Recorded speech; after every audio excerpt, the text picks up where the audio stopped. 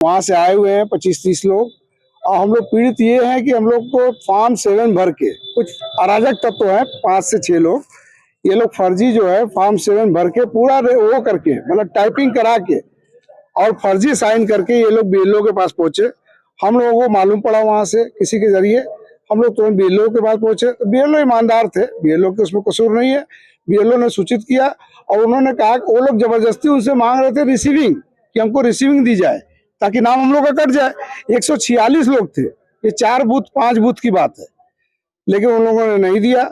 और उसके बाद जो है वो लोग फिर जब उन लोगों को मालूम पड़ा तो वहां से कुछ फॉर्म छीन के उनसे बीएलओ से भागे और कुछ फॉर्म जो है हम लोग को हाथ में मिला, जो कि हम लोग एसडीएम साहब को सिकंदरपुर के पास गए। तो उन्होंने आश्वासन दिया कि भाई आपका जो है देखा जाएगा।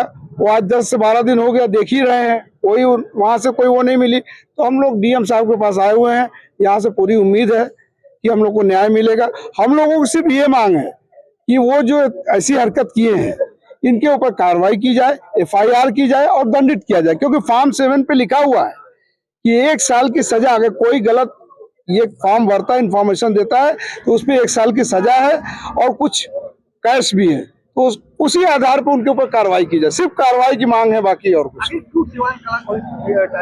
अब कुछ लोग हैं अराजक तत्व हैं, जो कि हमारे गांव का बहुत अच्छा माहौल है, बहुत बढ़िया माहौल है। होली, दिवाली, ईद, बकरीद सब साथ में हम लोग मनाते हैं, लेकिन हर जगह कुछ न कुछ रहता है। ज्यादा नहीं है, 4-5-6 लोग ही हैं जो ऐसी हरकत की है। मामला ये है कि हमारे गांव में कुछ अराजक तत्व जो है, जिनका नाम इसमें मेंशन है, इन्होंने फर्जी तरीके से फॉर्म 7 भर करके दिया हुआ था। बीएलओ को जबरन रिसीव करा रहे थे कि इन लोगों का नाम कट कर दिया जाए वोटर लिस्ट से।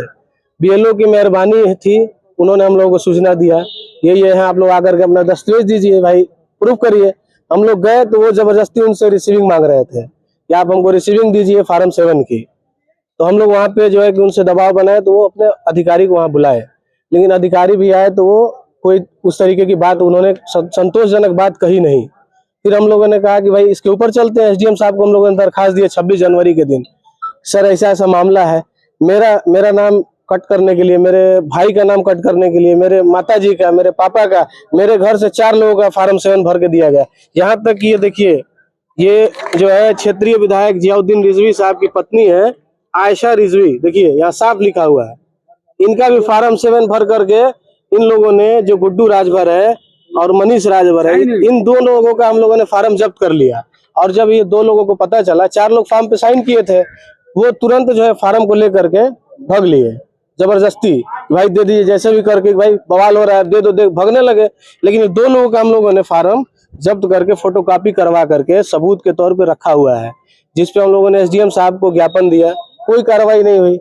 हम लोग वेट किए 2-4 दिन, फिर हम लोगों ने कहा कि चलते हैं डीएम साहब के पास। इनके पास हम लोग काफी उम्मीद लगा करके आए हैं कि सर बहुत ईमानदार हैं और बहुत इनकी प्रशंसा हम लोगों ने सुनी है और आश्वासन दिया इन्होंने कार्रवाई की, कहा कि त्वरित कार्रवाई की जाएगी। हम लोग यही मांग है कि इन लोगों पर एफआईआर हो। ये किस हैसियत से साइन किया इन्होंने, फर्जी दरखास्त क्यों दिया? ये कब की घटना है? ये 25 जनवरी की है। कितने लोगों का नाम कटा है? अभी कटा नहीं है, लेकिन इन्होंने फर्जी तरीके से साइन करके कटवाने के लिए इन्होंने दिया था। वो हम लोग की एक्टिव थे हम लोग, त्वरित कार्रवाई की गई, वहां पे बच गया ना। कौन है कौन? ये भाजपा द्वारा नियुक्त किए गए, पर हर ग्राम सभा में एक बीएलए होते हैं, 4 बीएलए हैं भाजपा द्वारा नियुक्त किए गए, उनके पर्सनल पार्टी द्वारा नियुक्त किए जाते हैं, वो बीएलए हैं, जिसका नाम गुड्डू राजभर है, मनीष राजभर है, छट्टू शर्मा है और अमित यादव। 4 लोग भाजपा द्वारा नियुक्त किए गए बीएलए। ये सिवान कला ग्राम सभा का है।